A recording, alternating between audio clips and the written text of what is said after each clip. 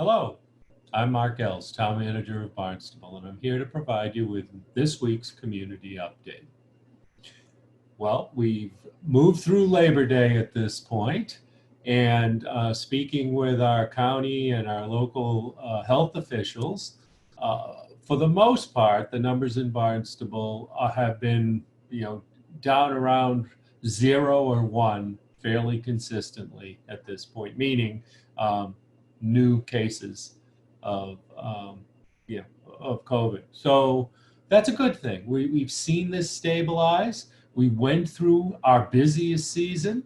We did not see the spikes that many people were concerned with, even though I read recently about a couple of occurrences here on the Cape and on the islands where this can occur. And quite honestly, we expect that that will continue, meaning those spikes will occur from time to time.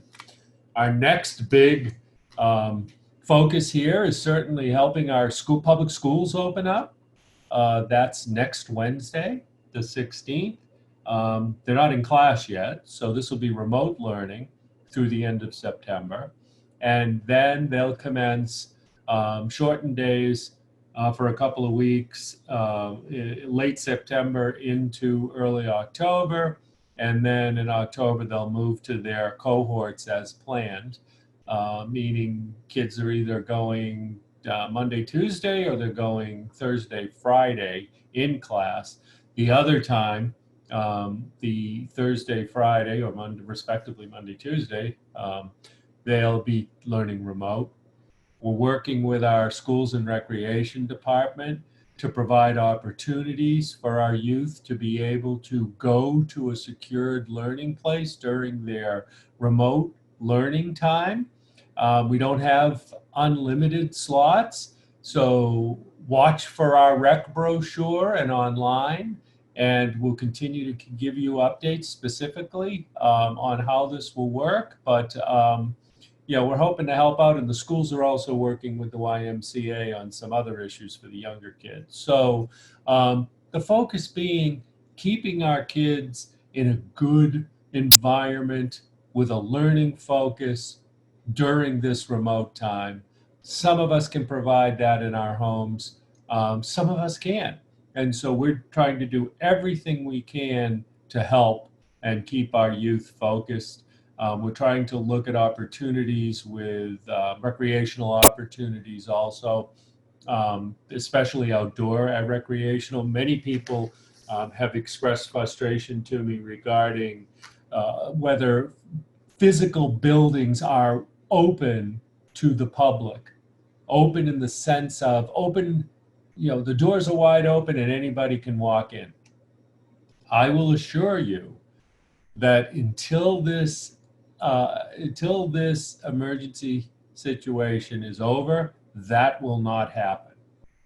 Whatever does happen will be controlled. It'll be in compliance with the governor's orders and directives. And if you have questions about that, you can certainly talk to the regular people that you've spoken with, whether it's at our adult community center or our youth and community center or any of our facilities. But you can also speak with me if you would like. But I'm going to give you the answer that I've just shared. We've done a very good job in managing this issue, controlling this situation to the degree that it can be controlled, and keeping these numbers down, flattening this curve of new positives. So we're going to keep doing that. And we're also, we've gone remote. We've gone contactless with many of our services. I know I've said this before. We are not going to ever stop doing that. That is the way we will go forward doing business. So continue to listen to these community updates, participate, look online, ask questions, and please, above all, follow proper protocol relevant to this virus. Know if you're in an at-risk group. Make sure that you properly socially distance if you can't, or physically distance from others. And if you can't, wear a mask. And even if you don't want to wear a mask, think about wearing a mask, because there are other people who are concerned and there are other people who are at risk. So I would encourage you to take personal responsibility and have a mask with you and wear it, especially when you think about others.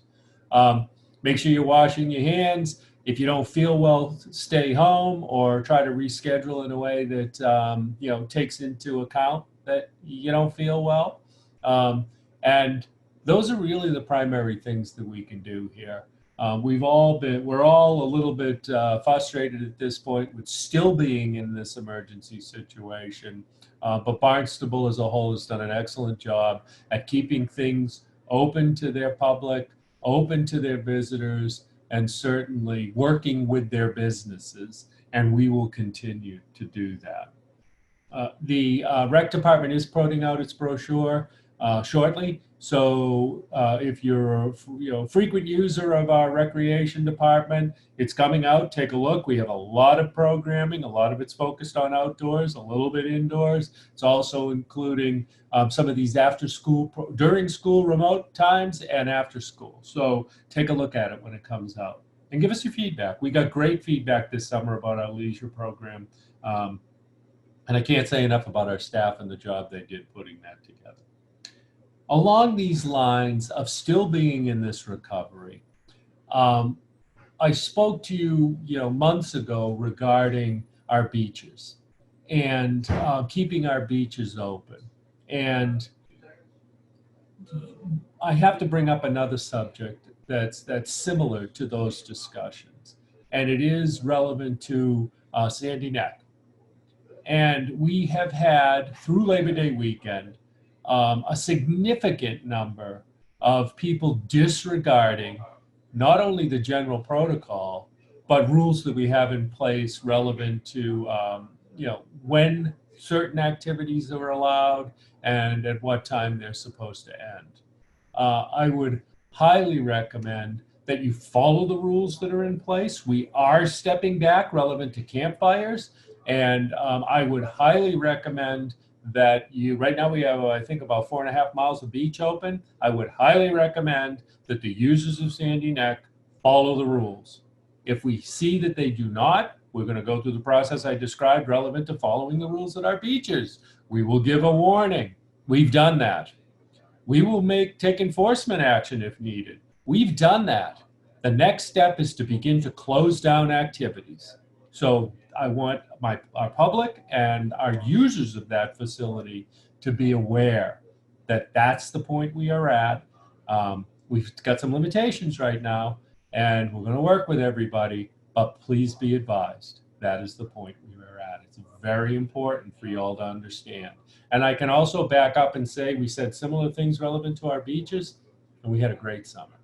And people recognize the value of following those rules. They weren't made up. They were there to keep us all using these wonderful resources. That is our objective.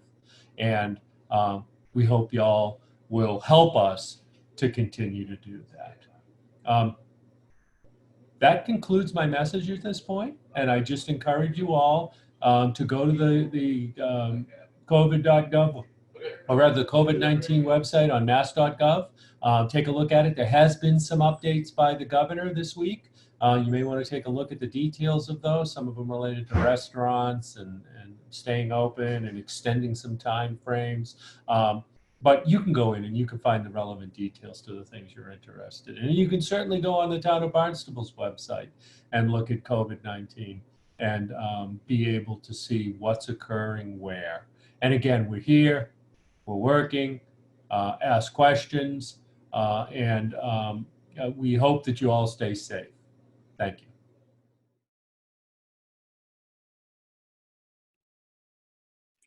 Good day, everyone. This is Meg Mayo Brown, Superintendent of Schools, with this week's update regarding reopening Barnstable Public Schools. And just want to say we're almost there, and thank you to everyone for your patience and support and understanding as we continue to navigate our way through reopening schools.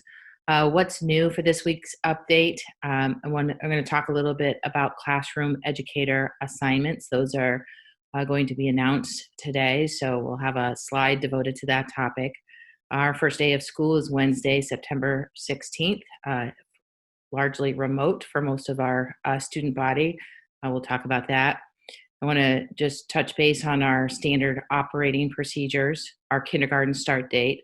Got a bit of an update on transportation. I want to remind folks about the YMCA Leaves program.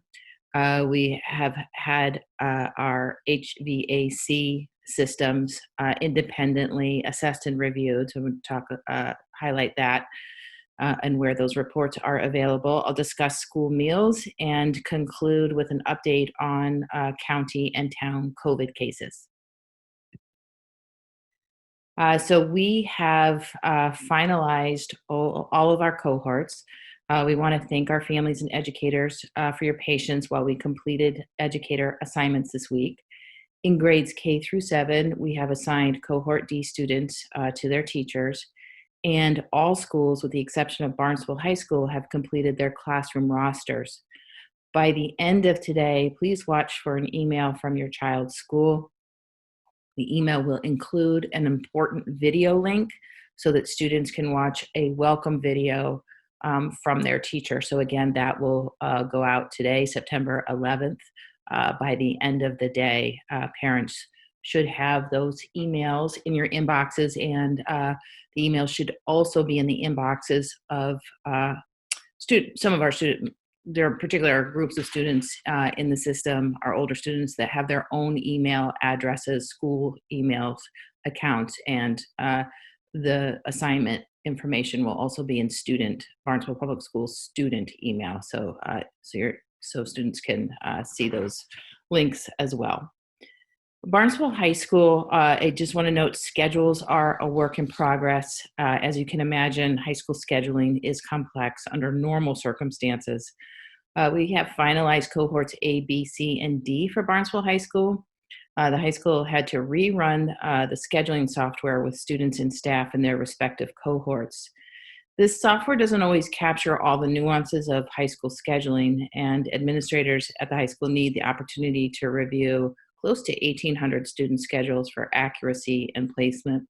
The high school team is working throughout this coming weekend to finalize schedules, and we hope to have schedules out by Monday, certainly Tuesday at the latest. I realize this is much, much later than what occurs in typical years, and again, we greatly appreciate the patience and understanding of our community as we work through the high school schedule. Our first day of school is Wednesday, September 16th. We look forward to welcoming back all of our Barnstable Public School students on Wednesday, with some exceptions that are noted here. Our NEC partner program begins in person on September 17th. Kindergarten starts remote on September 24th. I have a whole slide for kindergarten, so just bear with me for a minute. And our Ena Cobb Early Learning Center, which is our preschool program, will communicate student schedules directly with families.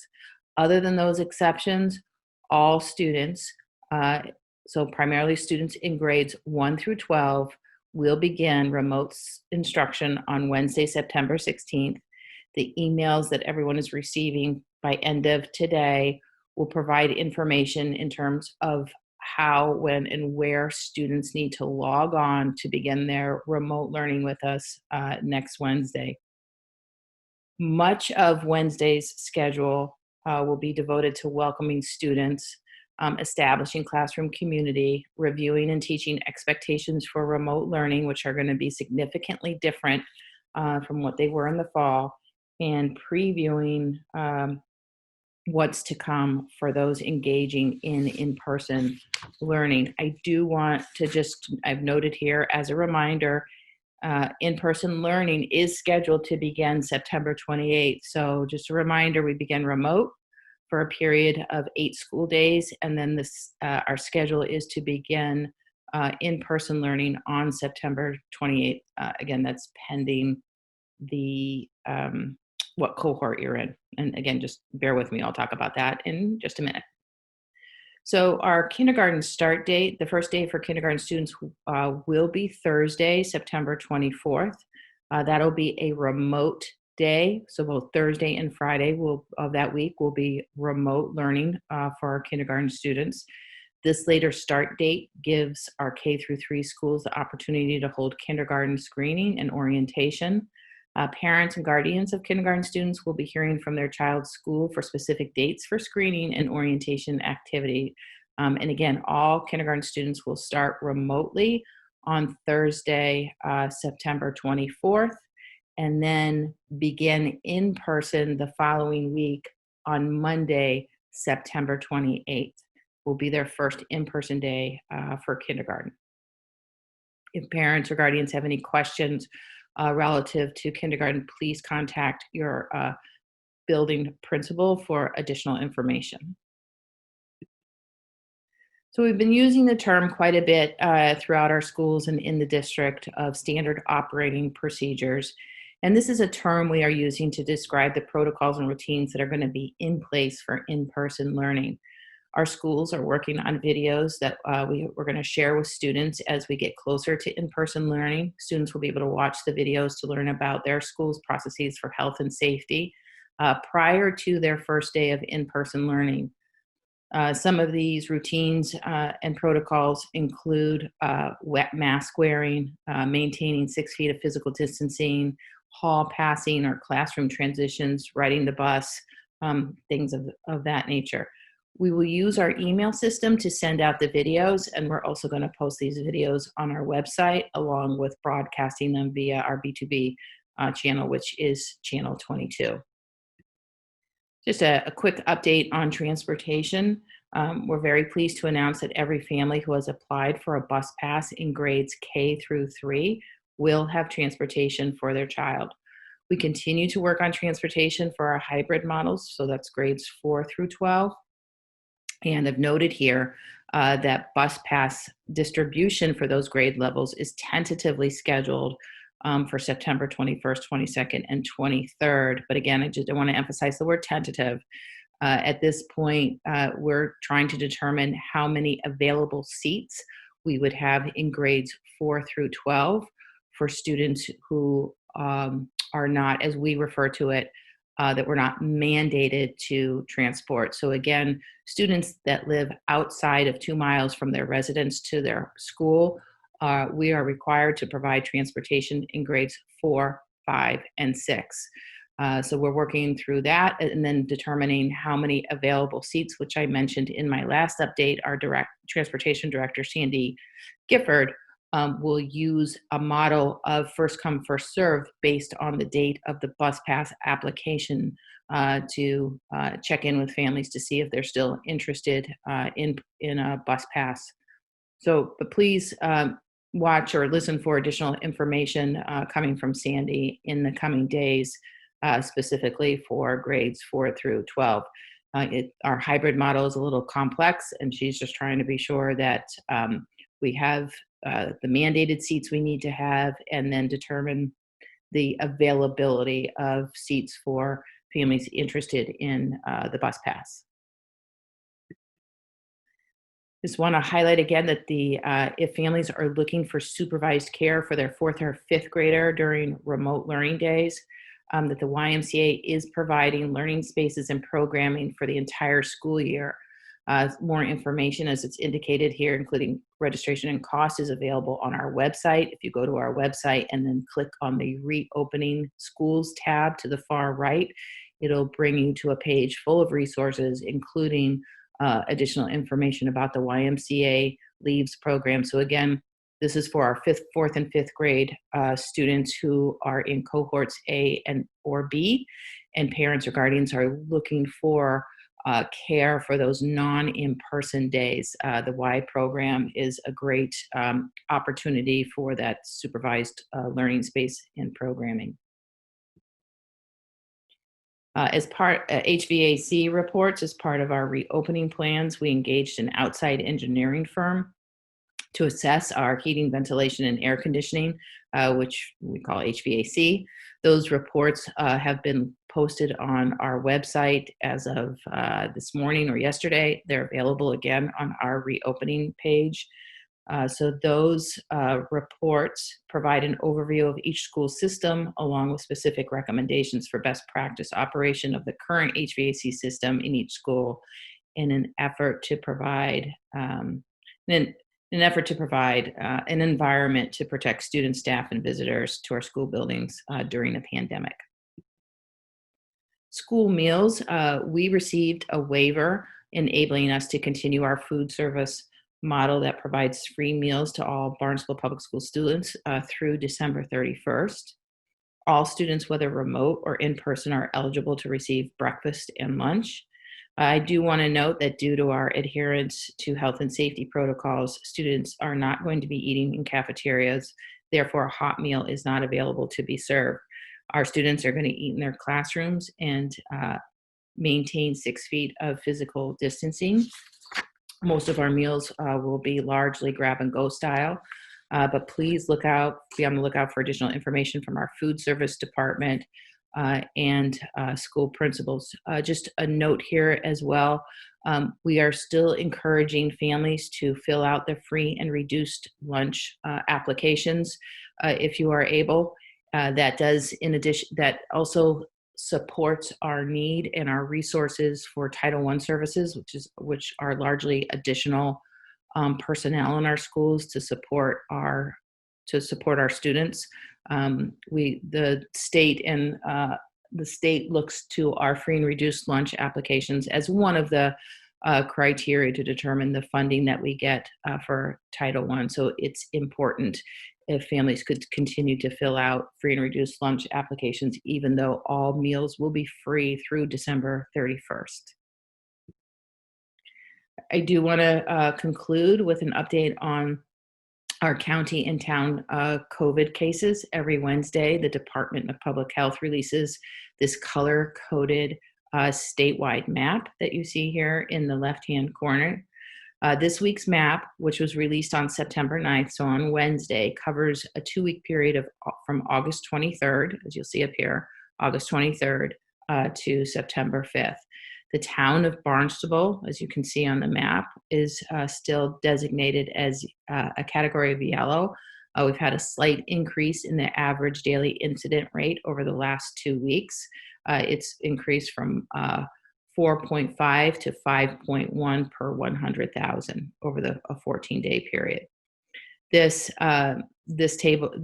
image here is Barnstable County data, and this data shows that our daily cases in the county, if you look over here in the right-hand corner, remain certainly in the single digits. We're going to continue to watch these two important public health metrics in order to guide our decision-making to return to in-person learning, currently scheduled again to begin on September 28th.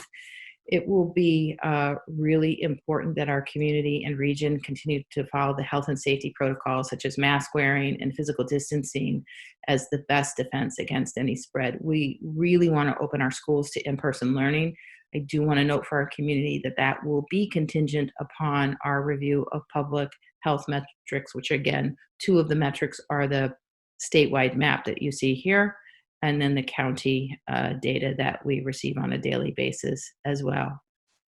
And then finally, just to provide a summary of our scheduled start dates. Next Wednesday, September 16th, is the first day of remote learning for grades 1 through 12. September 17th is the first day of in-person learning for the students in our NEC partner program. September 24th is the first day of remote learning for kindergarten, and September 28th is scheduled to be the first day of in-person learning for cohort A and C, and October 1st is the first day of in-person learning for cohort B. I've noted over here on the left-hand side that Enoch Cobb Early Learning Center students will receive their schedules, or families will receive that information directly from their school. And in closing, I just want to note that I'm going to continue our weekly updates as we reopen our schools so that we can share information about our progress and plans. And again, I want to thank everyone for your patience and support and understanding as we get closer to reopening. Thank you.